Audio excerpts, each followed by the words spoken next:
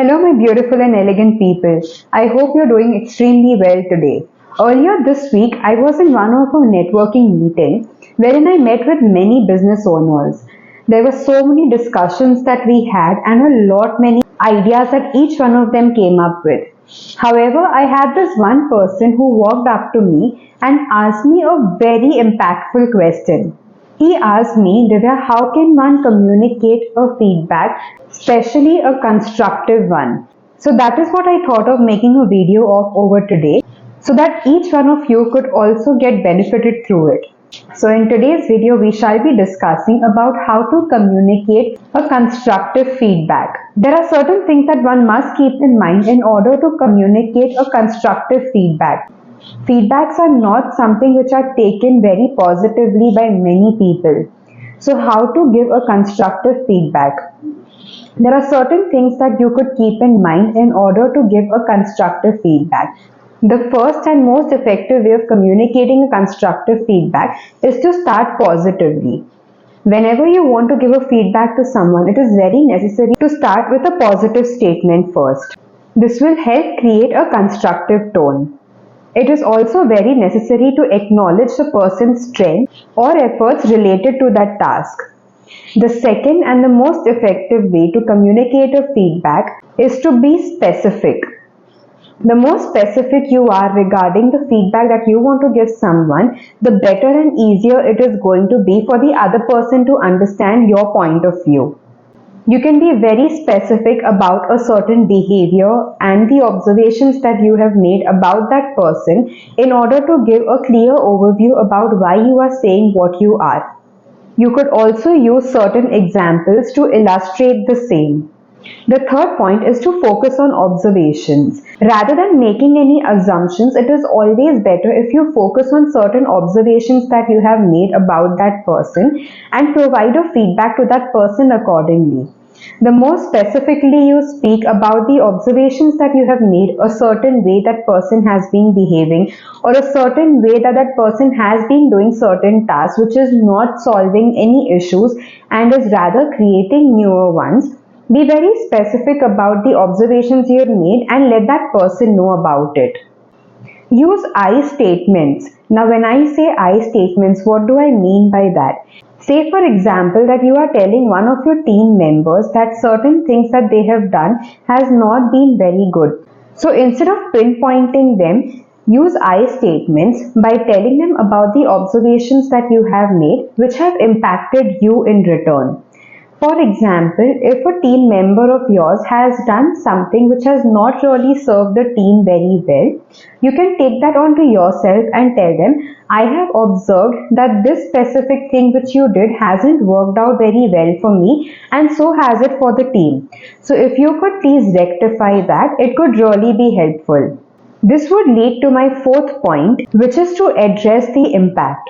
It is very important to address the impact and how one person's doing is affecting the others as well. Based on the observations that you have made, let the other person know that the impact that their doings are having on the other team members as well as you. Explain to them in detail about the impact of the behavior caused on the project, team members, or a goal that you want to achieve. At the same time, also make it a point to ensure that the other person whom you are giving a feedback to gets a clear picture of why you are saying this and what could be the consequences if these things are not rectified. At the same time, avoid blaming anyone. Yes, that's my fifth point, to avoid blaming someone. Use a neutral language in order to speak to someone rather than blaming them. Instead of criticizing someone of something, you can politely tell them that this is what I think and this is what I feel is not going that great.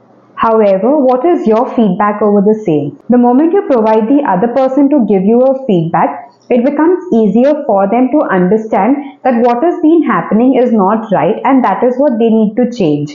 But similarly, if you start criticizing someone and telling them that you have been wrong, you, and you keep pointing it out at them all the time, they will never want to hear anything from you and they will still continue doing what they have been doing, which is not going to help solve the purpose.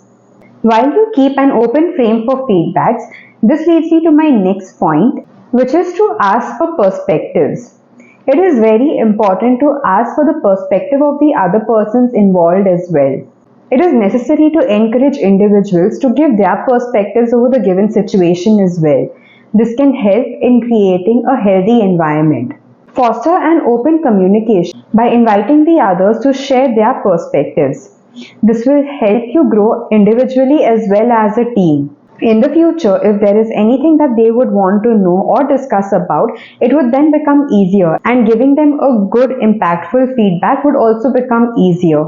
But wait, before we move any further, are you liking the content so far? If you are and you have come to my channel for the first time, I would request you to please click on the subscribe button and also on the bell icon next to it so that you get notified each time that a new video is uploaded. In case you are a returning subscriber, thank you so much for being here with me.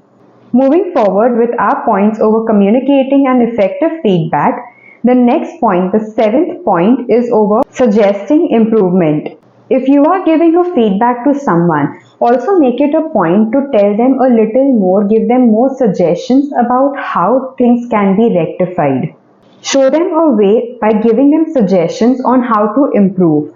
By doing so, you are helping them not just to identify the issue, but also providing them with certain actionable steps or alternative approaches to address the issue raised. The other way could also include encouraging self-reflection.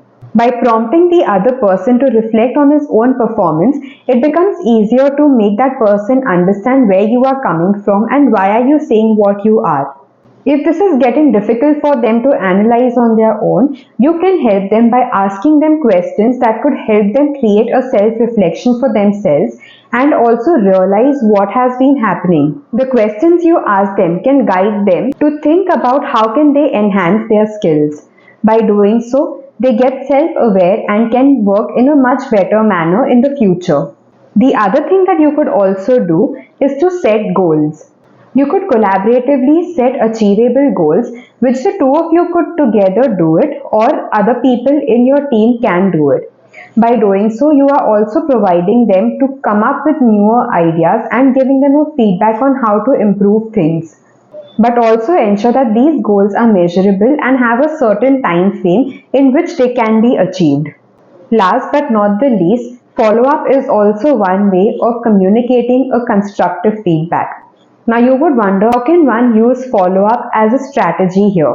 Well, by scheduling a follow-up meeting, it can be easier for the others to come and show what has the progress that has been made. You can also tell them what you think has been good in the past few days or a time frame which has been set. Within that time frame, also try and make follow-up meetings possible for the people who have been off the track. Make sure to reinforce your support and willingness to help them grow. By doing so, you are also going to help them succeed. There's another bonus tip that I would like to give you over here. But before I go ahead, if you've liked this video, please click on the like button and also share it with all those who could benefit from it. So the bonus tip would be to maintain an open communication. It is necessary to understand the importance of an ongoing communication. You cannot abandon things midway.